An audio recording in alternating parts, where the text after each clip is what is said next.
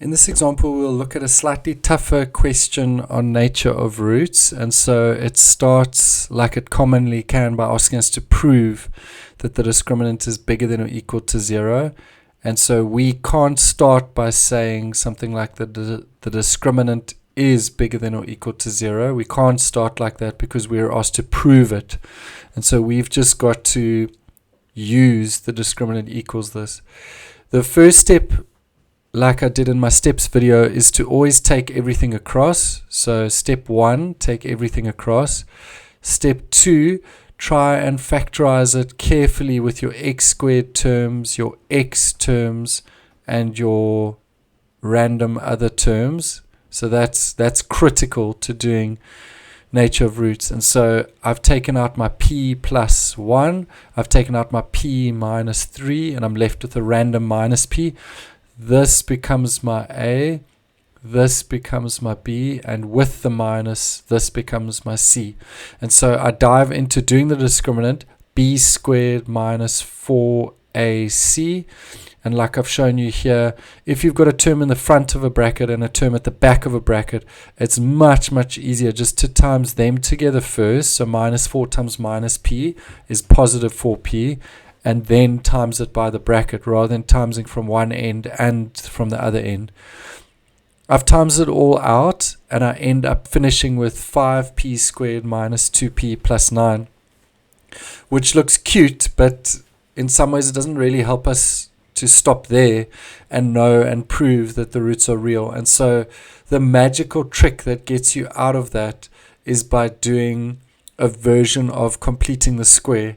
And so if you remember our section on completing the square, we take out a 5 first from everything, and then from, let me just write it here. So we take out a 5 first from everything, and that would have left us with something looking like this.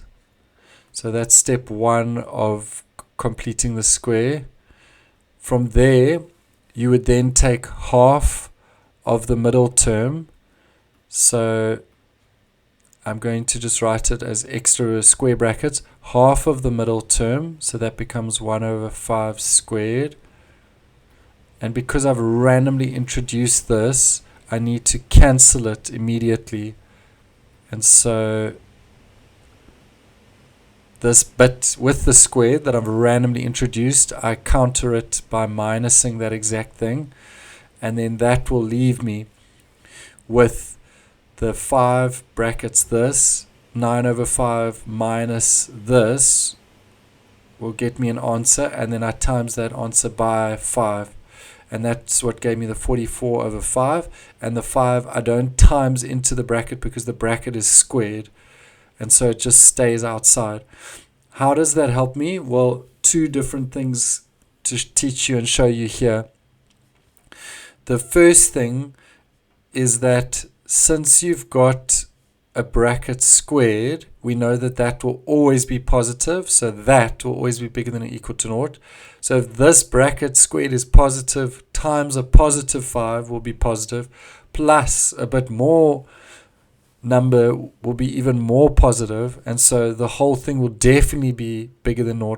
I don't say or equal to 0 because the squared bit might be 0, but then 0 plus something extra will always be a little bit extra. That's why it's not equal to 0.